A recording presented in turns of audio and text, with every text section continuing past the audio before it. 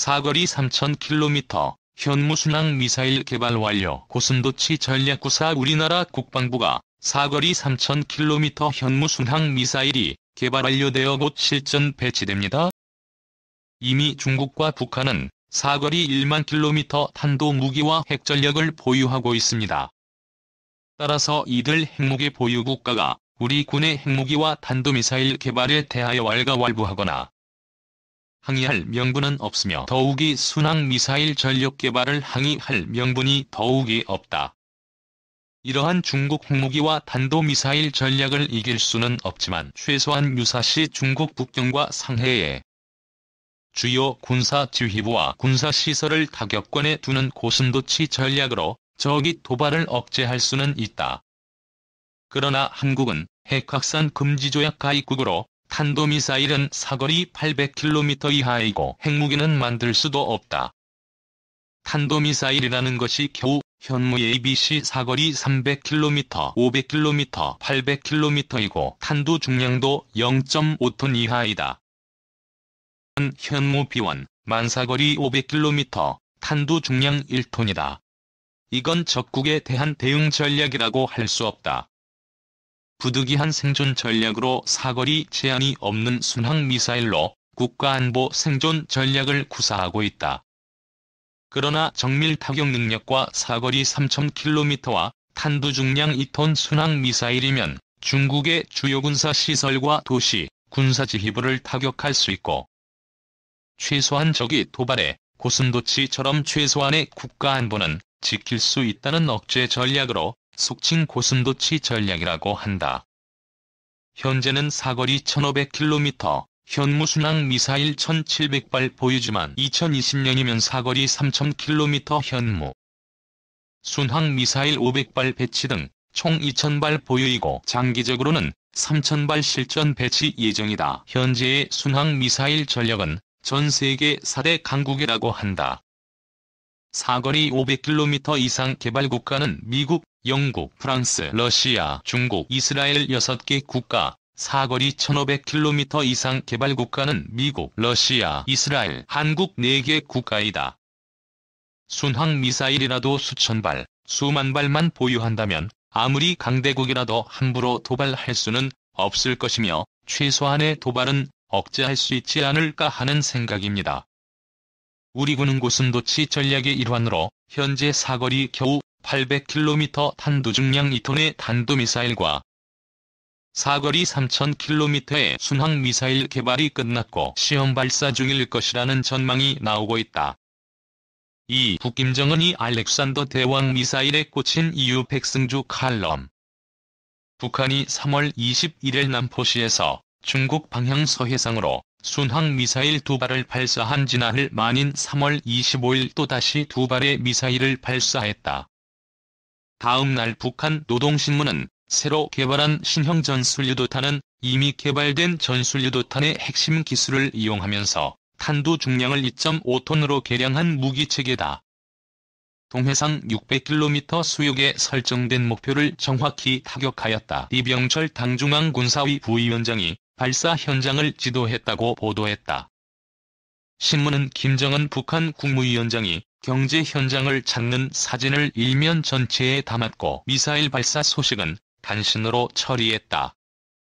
우리 국방부는 3월 26일 오전 7시 27분 국회 국방위원들에게 북한 동해상으로 위상 발사체 발사라고 처음 알렸고 11시 19분에 언론을 통해 오전 7시 6분과 7시 25분 두 차례에 걸쳐 함경남도 함주 일대에서 북동 방향으로 미사일을 발사했다. 거리는 약 450km, 고도는 약 60km로 탐지됐다라는 내용을 국민에게 알렸다.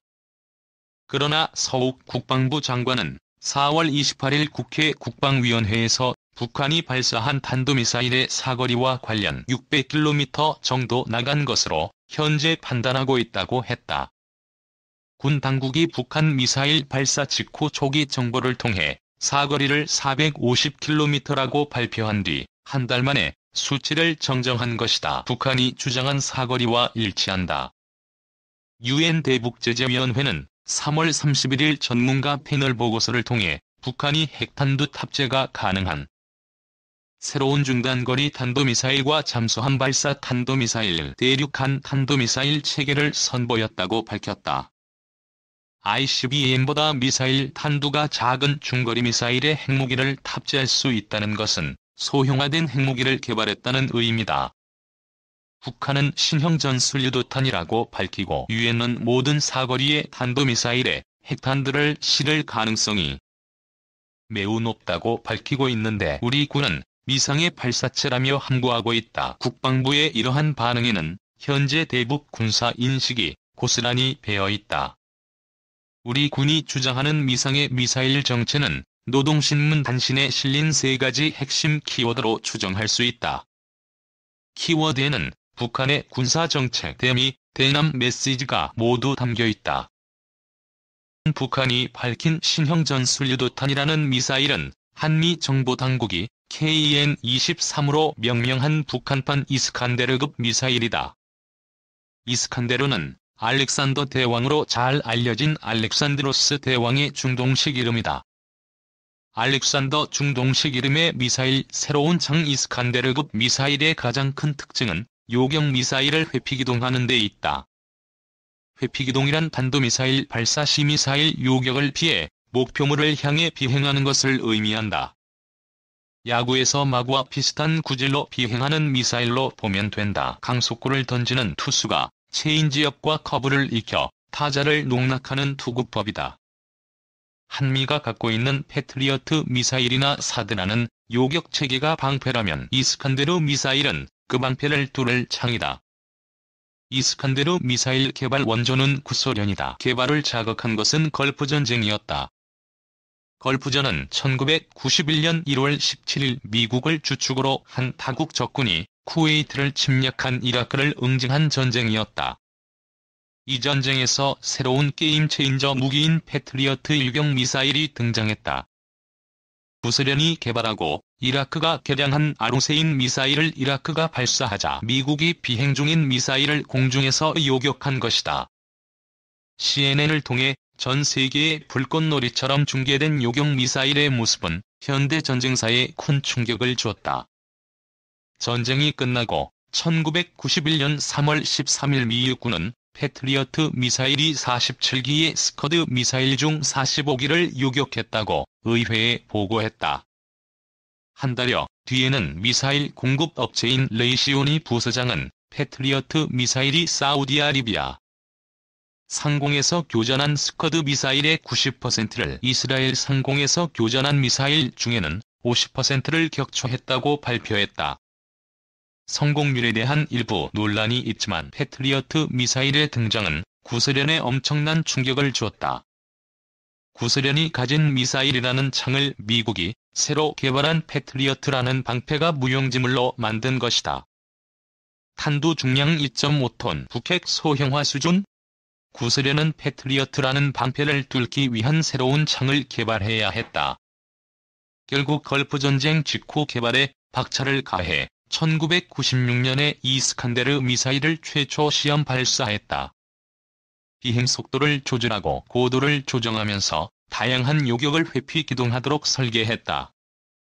당시 극심한 경제난에 시달린 러시아는 관련 기술과 완제품을 수출했는데 북한도 그 기술을 수입했다. 북한은 2019년 5월 4일 이후 같은 종류의 미사일을 10여 차례 이상 시험 발사했다. 노동신문에 이미 개발에 성공한이라는 표현을 통해 개발을 기정사실화했다. 북한은 걸프전을 통해 100만 정규군을 보유한 이라크가 불과 40여일 만에 정규군이 괴멸된 데다가 구소련 미사일을 개량한 아루세인 미사일이 무용지물이 되는 과정을 생생하게 지켜본 터. 그래서 핵무기를 개발하고 요격을 회피해 공격할 수 있는 이스칸데르 미사일 도입 개발에 체제의 운명을 걸었던 것이다. 북한은 신형 전술 무기의 탄두 중량이 2.5톤이라고 했다. 2.5톤의 의미는 핵무기 소형화의 진척 속도와 관련이 있을 것으로 보인다. 북한은 이미 2.5톤 이하의 핵무기 소형화에 성공했기 때문에 탄두 중량을 적시한 것으로 추정된다. 한미 정보당국은 북한 스스로 2.5톤이라고 적시한 데 대해 검증에 나서야 한다. 초기 핵무기 투발 수단은 폭격기였다. 1945년 B-29 폭격기가 일본 히로시마와 나가사키에 핵무기를 투하했다. 그러나 냉전시대 핵무기 투발 수단은 폭격기에서 미사일로 바뀌어갔다. 폭격기가 아닌 장거리 미사일로 핵무기를 투발하기 위해 핵무기 소형화가 필요했다.